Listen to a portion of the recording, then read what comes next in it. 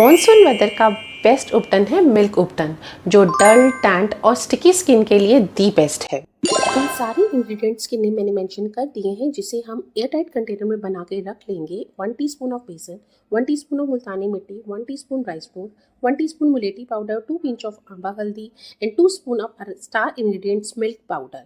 इन सबको मिक्स करके एक जार में बना के हम रख लेंगे। जब भी एप्लीकेशन करनी है, इसमें कर्ड और रोज वाटर मिला के एक स्मूथ पेस्ट बनाएंगे और अपने फेस और टैंड एरिया पे लगाएंगे। जैसे कि आप देख ही रहे हो, मैं अपने फेस और अपने एल्बोज पे लगा रही हूँ। इसी तरीके से हम अपने नेक पे, अपने एंकल्स पे, जहाँ जहाँ एरिया पिगमेंटेड आप या देख टैन दिख सकते रहा है, हो आप इसको कि लगा आफ्टर सकते वॉश मेरा फेस कितना फ्रेश लुक लग रहा है, कितना नीट एंड क्लीन लग रहा है।